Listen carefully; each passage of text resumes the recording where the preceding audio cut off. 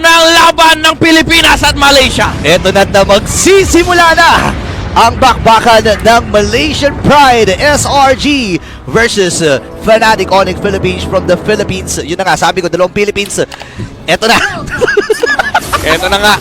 Nagkakabaliwan na tayo dahil unang araw makikita natin maglaban ang dalawang kampyon ng dalawang rehiyon na sinasabihin na natin, di ba? Nasa tuktok ng MLBB kasi last time na nakakita ang SRG na kalaban sa Grand Finals, Pinoy team din yun. Pilipinas din. Pilipinas din. Di ba? Kaya ma-expect natin na talagang pinaghandaan ng magkabilang kupunan ang isa't isa. Again, eto na, sinasabi kanina ni Midnight Off Broadcast si Kirk ang kailangan natin tutukan dito. Napakataas daw kasi ng win rate ng Fnatic Onyx kapag naka-edit to Oo, lagi nakaban yan. Naalala natin, nung MPL Philippines Season 14, Ano yan? ito yung mga games nila na laging 9K gold lead, 9 minutes in. Naka-edit si Kirk nun. Nako. Kaya kailangan talagang tingnan ng Selangor Red Giants itong tapatan na ito at ang agad ng pagdalaw Ayan na nga, sinasabi natin si Kram dito mabibigyan ata pero kulang pa naman yung damage dito ni Kirk pero pinana si Kram. And ito yung sinasabi natin kanina, Burrito nung MPL Philippines Season 14, madalas na nilang gamitin itong edit na to. Kumbaga nung Swiss stage, naka-easy mode kasi. Relax ang Fnatic Onyx kasi may layers ng difficulty yan May easy, may normal, may hard, may ultra hard, Ay, may MPL Philippines. Nako.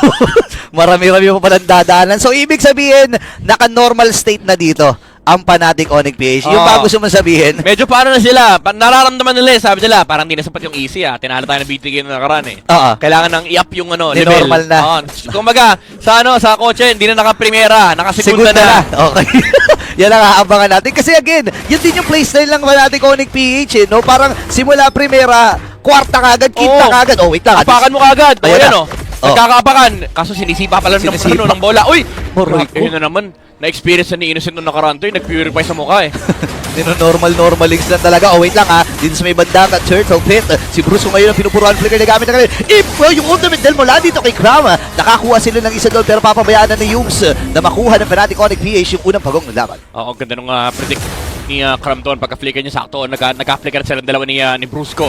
Pero yung roam lang naman yung nakuha dito ng Fnatic, ng SRG. And since guys, may washing King Kong, pero may nakaambang sipa mula kay Yumes, pero wala rin namang kick. Wala pang ultimate, pero binagsakan ng bulalakaw dito.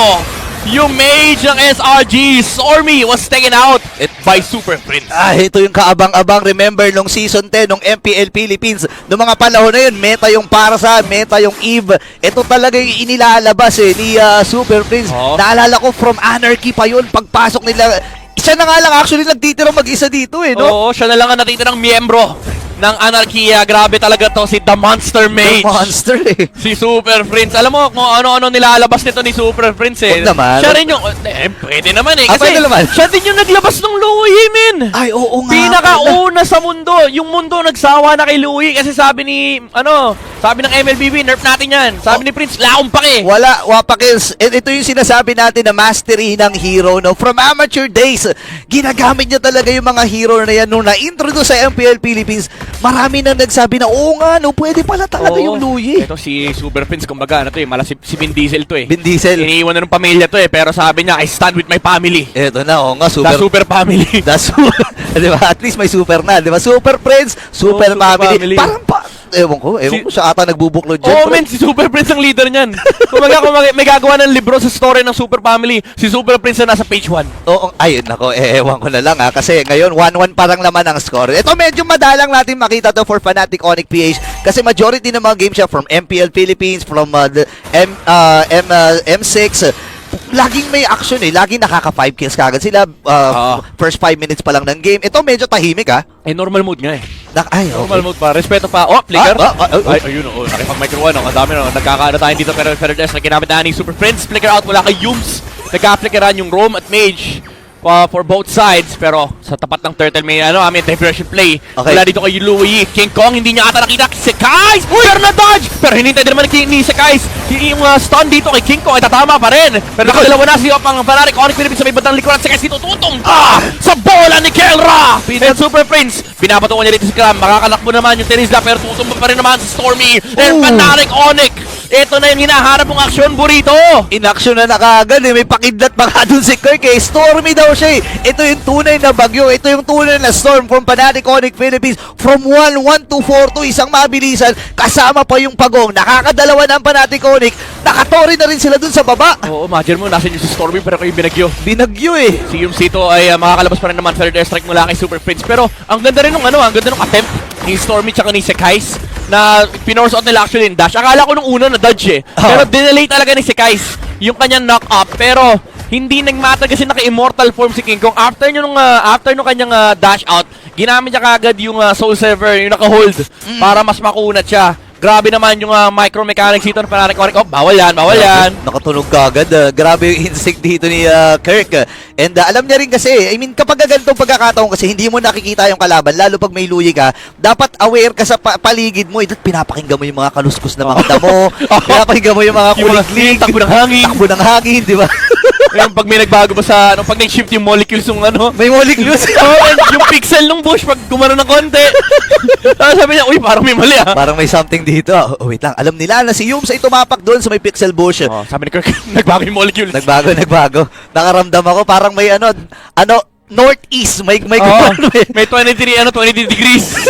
May latitude, longitude pa yan. ngayon, Cram versus King Kong, 1v1 lang sila dito. Uy, retribution ginamit na kagad ni King Kong. Sabi ni King Kong, di kita nakita sa TNZ, hindi tayo kasama eh. Okay. Kasi Innocent ayan, nakita niyan. And nare-respeto ata ng SRG dito si King Kong bago magkaroon ng pagong. Pinatagakadala yung jungler ng Fnatic Onyx. Pero si Yums, naman, ang dead strike with the layers mula kay Kirk. Huli talaga, pero si Sekais ay nandito din. Knock up mula kay Sekais. Habol ngayon si Brusco. Dito rin si Kirk. Pero dalawang tinamaan dito. Stormy nakasilip din. Pero dito yung si Bat mula kay Innocent. Atras mula sila ngayon. Nag-meditate muna dito si Brusco. Habang namatay din si Super Prince sa pagkakataon na iyon. Grabe ang bawi ng SRG rito. Nakadalawa sila. Napatay nila si King Kong at patay na rin si Super Prince. Samantalang isa lang ang bumagsak dito sa side ng SRG. Si Yums lang yung kanilang nabigyan. Pero aabot pa rin naman si King Kong sa bagong lumat. Kelra, pinapatikim ng bola. Si Cram and si Yumsito, si Pop, Purify mula dito kay Kelra. And si Sky Sports dash out. Innocent. Grabe, napakasipag niya. Kinukuha pa rin yung pagawang. Pero Stormy sa may batang likuran. With the wire, pero Kelra taking down the lower Yi. Pero may isa pa nga mababagsak dito. Triple kill para kay King Kong. And hindi pa tapos ang laban. Sumusunod pa si Brusco dito kay Innocent. Pinapalayo na nila yung Moscow Feather airstrike with the flicker. Tutumba na si Innocent. Grabe, from normal mode. Pinatikim lang konti yung height, tapos binalik uli sa normal mode. Selangor Red Giants, nagulat sila. 4-man down. Sabay lahat ng objective dito. Hawak na ng Fnatic Onyx. Warak na rin yung gitna. Grabe yung pinakita nila doon. Muntik pang hindi nila mapatay yung Louie. Pero yung stun na nanggaling kay Kelra. Imagine mo, 1 HP na lang si Kelra gumagawa pa ng play. Yung dash, no? Oo, sabi niya, HP is only a number. Grabe naman si Kelra. Tindi. Tsaka dito mo masasabi, no, ito talaga yung instinct na meron. Itong, the gold standard, no, na napakatagal ng panahon na pinagdedebatehan sino nga ba talaga ang gold standard. Napatunayan niya, nakakuha ng kampiyonato ng season 14 at ngayon, nasa world stage. And hanggang ngayon, makikita mo, halos lahat ng mga gold laners, humahanga talaga sa kanya. Ito, si Brusco, naghahanap sila ng potential na laban dito. Sabi nila, dukong palaban kami. Yun yung team song namin ng M4. Ayun na, Hindi ko na alam, pero si yung Silta namaan. Pero si Kirk, nakapag-layer pa rin naman ang stun dito kay Cho. Pero unang babagsak. Si Innocent with the Feather Strike, kamera from Super Prince. And hindi pa tapos, naghahanap pa siya ng away. Sabi niya, liga nito pamilya, lalaban tayo. King Kong, finding Sekais. Hindi pala si Brusco pala yun. Mukhang suyo yung Khalid. Pero King Kong, naghahanap pa ng away dito. Pero makukuha lang nila yung Moscow, pero Moscow yun yung pinatumba nila. Grabe yung igot, no? Isa sa mga main damage dealer from Selangor Red Giants. 5,000 na ang kalamangan dito ng Fnatic Onyx PH. Kirk, andun yung kanyang knock-up. Pero nakasilip din. Yums. Sinagawin dito, andun yung penalty zone. Tinamaan dito, itong si Kelra. And this time, mapapatumba na nga nila ito. Atras muna ang Selangor Red Giants. 20 seconds para sa unang lord ng laban. Nagiging ma-action talaga to. Ang gandang punishment mula dito kay Cram. Sabi niya, ako din kung palaban, Pinoy din ako. And alam kasi nila walang flicker and kakadash lang ni Kelra. Kaya naabot nila yun. With Yums attempting to find a kick. Na-force out nila yung Purify and then Cram finding the flicker onto the backside. Beautiful engage camera from SRG. Pero ito, unang pinakamalaking objective. Pero pinakakagad. Unang malaking objective. Pero sabi ni Kirk, lalaban tayo. Pero flick out siya dahil ang daming kasama ni Yums. 5 ito. Alam nila at kakabuhay din lang naman ito ni ni Kelra. Talagang pinapakita rito ng SRG ngayon. Lord ang pinaglalabanan ng dalawang kupunan. Nakapwesto sila parehas dito pero malayo pa si King Kong. Wala pang jungler Fnatic Onyx. Pwedeng sabihin natin guluhin muna ng Fnatic Onyx PH ito. Si Super Prince sumisilip-silip din at bumabato dun sa may mga damuhan. Habang yung Lord ay pababa na pababa yung buhay dito. Pero si Stormy makakuha ng Lord. And this time si Brusco naman ang mamamatay. Save with the guys. Ito na si King Kong. Kirk nakakuha na rin ng isa. And si Innocent at buong kupunan ng Selong Red Giants ay kailangan ng umatras. Gugo ata si King Kong dito. Ngayon si Kirk. Winashing na naman ni King Kong. Mega kill na kagad. Itong si King Kong. Fnatic Onyx Philippines.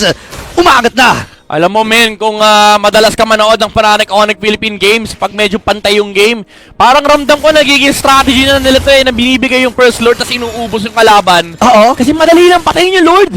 Oo nga pala. Liit lang ng buhay niya. Ayun, Hindi naman naman. O, diba? Nakakuha sila ng Lord. Plus ilang gold din yan. Tapos nakakuha sila ng 3 kill. So parang for Fnatic, ginagawang farm yung kalaban. Imbis na hindi nga break even parang nalugian pa sila doon kasi mga vital heroes yung namatay. Oo. And alam mo naman, isa sa mga importanteng parte ng Selong Red Giants dito ay si Cram dahil nga siya lang ang mayroong control dito pagdating sa CC.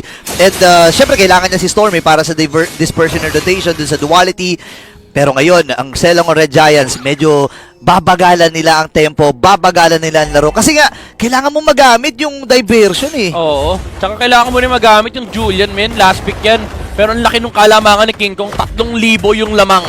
Nung Suyu laban doon sa Julian. Cram, sisilip dito. Okay. Pero nakaamba rin naman si Yum Sekais also trying to look for a potential engage. Pero si Brusco, ginamit ang kanyang Raging Storm. Kirk misses out on the flicker combo. Ay! As well as Cram. Nagkaubusan tayo ng mga ultimate sita pero Super Friends with the flicker out into the feathered airstrike. Pero si Kelra, pinakain ng bola na naman si Cram. Okay, hahabol ba sila dito? Hindi. Kailangan mag-out dito ng Selong Red Giants kasi wala na naman si Cram. Ito yung sinasabi ko kanina, yung penalty zone. Nakakita tayo ng mga 2 huli, 3 huli. Pero doon sa sequence na yon, yung logo lang ng M6 yung tinamaan niya. Doon sa may bandang gitna.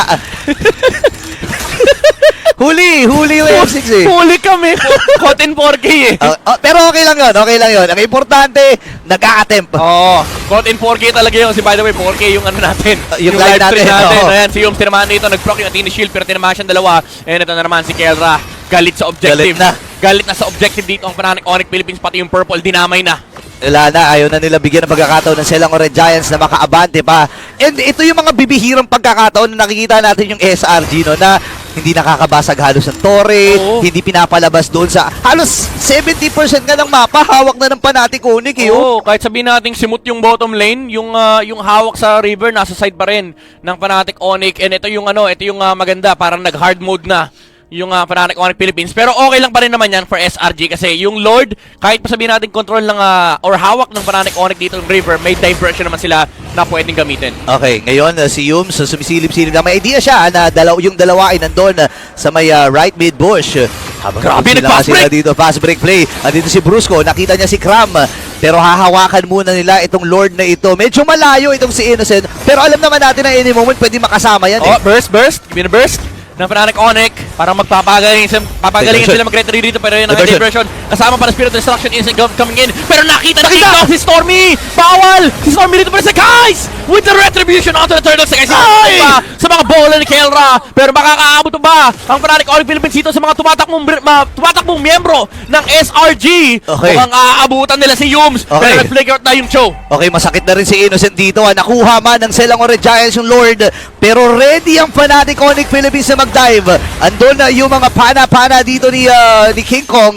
Pero yung Lord ay nasa may bandang ibaba. Magdedesisyon ng Fnatic Onyx PH. Nasa lubungin yung Lord. Pero si Yums meron siyang sipa dito. Wala siyang available na flicker. Pero nakita mo yung poke? Oo. Di ba? Sakit eh. Pinatikim ng bola. Huli ka kaibigan. Nakaramdam si Yums sabi niya parang pwede ako ma-stand dito tapos makakakumain ako ng 4 na bola. Okay. Ito naghahanap siya. Walang flicker yung Chodo. Pero umaatras dito ang Fnatic Onyx. Nire-respeto nila yung choke ni Yums. Pero si Cram, kaya abutan ng Raging Sandstorm kasi na makahampa ng stun dito kay Innocent. Pero mapasok ata si Brusco dito. Innocent to! Nagsamahan naman ng bola mula kay Kelra. Then Super Friends with the flicker in. Gusto niya mapatay si Stormy. The Louie has nowhere to go! But down! Triple kill! para kay Kirk. Mag-isa na lang si Kais dito. Natunaw na rin yung Lord sa may ibaba. And si Kais, kailangan niyang umatras. Ayaw Alam mo niya, yan. wala namang way ang kupunan ng Fnatic Onyx PH para habulin siya. Pero sabi nila, open yung baba. Ba't di natin kunin yung baba? Oo, wala kami pa kay Kay. Story lang gusto namin. Sabi ni Kelra, sayang yung Malefic Gun. Ayun no. Ayan yung Malefic Gun. Super Prince, Nakalabas siya ng Torre, pero si Kirk dito with the dash in, hindi nila mahuli si Kais. Ends ba? Pero Ends endable ata! Okay. Super Friends with a feathered airstrike, King Kong. Ay! Si Kais! May minion lumit pa sa may middle lane. And ito na nga ata yun. Mabubuhay sila Stormy at pati na rin sila Yums. And Fnatic Onyx, disiplina muna. Oh my gosh, nakita natin. Andun yung glimpse, andun yung silip ng Fnatic Onyx. Ganito pwede namin gawin sa inyo, SRG.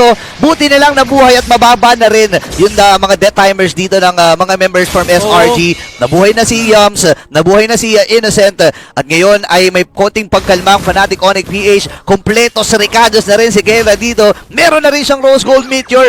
Grabe naman to. Parang ayaw mamatay. Rose Gold Meteor, naka Wind of Nature. May Malefic Haskell, Malefic bibili yan. pa ng ano yan, bibili pa ng Immortality mamaya yan. May buy and sell ba yan, di ba? Oo, ganun yan. Mayaman na kasi si Kelray, nag-champion eh. Totoong buhay. Pati sa totoong buhay. Sa totoong buhay, mayaman yan eh.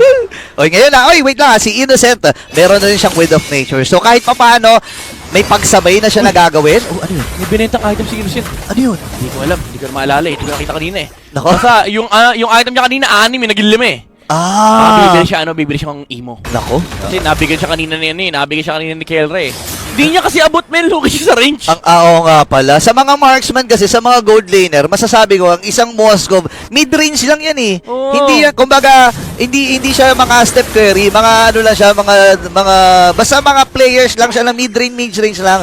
Dos lang ang atake. Dos lang, pwede kang Dos mag-duck eh. Pero to, may flick, may conceal na naman mula dito kay Brusco. Pero nasa ginamit na naman, nahuli nila si Sekai dito. King Kong with a godlike streak, pero isa naman ng sipa si Yum. On to King Kong, pero Skelly dito sa may batang likuran, makakatakbo pa rin naman siya. Yum goes down with the immortality, pero Brusco, lumalaban pa rin. Humihinga pa yung Khalid. And si Kelra, free hit lang sa may batang likuran. Oh no, 3 ang natitira para sa Selangor Red Giants. Pwede mag-swing ang Fnatic Onyx Philippines dito sa Lord. Wala si King Kong, pero sabi nila parang kaya ata natin. Wala rin naman si Casey. Oh my glove, grabe yung protection ng Onyx kanina doon kay Kelra. Ganda rin yung sipa ni Yums, however, doon sa Suyo, pero hindi naging enough kasi nagawa naman na ni King Kong yung trabaho niya. Yums, naghahanap siya ng potential kick dito. Wala siyang flicker, however, and re-respetuin ng Fnatic Onyx yung attempt na ginagawa dito ng SRG. Pagka-clear ng middle lane, pwede nilang ituloy ito ulit dahil yung bottom lane na lang yung kailangan nilang intindihin and mahaharangan na ni Brusco yung Cho at pati na rin yung Louis. Kaso kailangan nilang intindihin yung diversion tsaka yung yung Spear of Destruction. Kaya kailangan kalat-kalat sila dito sa buong mapa no? And now na nag-clear sa may bandang itaas itong si King Kong, may idea dito ang Selangor Red Giants na pwede silang pumesto, pwede silang sumilip doon sa Lord.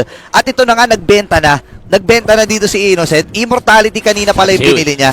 Ginamit yung kick! Ginamit yung kick ni Yums! Makikita pa ni Brusco dito sa Sekais. Napagamit na siya ng kanyang crowd control, pero Skella, tinutuloy pa rin yung Lord. Still threatening the objective here, pero si Innocent, grabe. Kanina ka pa nag-i-split push. Pwede hindi ka na inosente. Trabaho lang talaga dito si Innocent. Dito magaling itong si Innocent Yung way kasi, yung mechanics din kasi nung hero niya na hindi na kailangan sumama. Isang tama lang nung Spear of Destruction, pwede na siya kagad makijoin Makikijoin kagad siya sa party. Join the fight eh. Diba? Join the... ayan na, oy. Makakanta siya pagkatapos ko mag-clear dito, join the fight tayo dyan. Pero si Kirk, okay, pwede siya makaharap ng pick-off dito. Nakabanta rin naman si Yums and Cram. Just clearing the minion wave in the middle lane, pero napakahapde ng duality. Pero nag-proc ata! Tinulungan ata nila Edith para mapatay yung Lord! Spirit of Destruction, hindi tatama na fitness! And napakakatay ni Kirk dito, legendary na! Yung Edith para sa may top lane. Papupuntahan to ni King Kong, Super Friends with a better strike, Winter Crown! Para maiwasan dito yung damage mula kay Stormy! Patay pa nga yung Luwayi! Winter Crown dito para kay Sekais, and bumili din ng Immortality, pero King Kong, iisa mamamatay dito. Yung Suyo, pero Innocent, kaya ba niya yung 4 ng Fnatic Onyx Philippines? Hindi pa nga niya napatay si King Kong kasi nakabili din ng Immortality. Grabe yung mga item swaps, and Innocent falls down. Si Kais and Cram na lang ang natitira. Yung Lord ay nagmamarcha na sa middle lane. Brusco nag-heal. Nagkasal sa harap ni Cram. And aabot yung Raging Sandstorm. Entry onward plus stun mula kay Edith. Grabe pabilisan ng mga daliri. Ladies and gentlemen, Fnatic Onyx Philippines. Apat ang tumba para sa Selangor Red Giants. At kakatok na ng Super Family. Then they will take game number 1.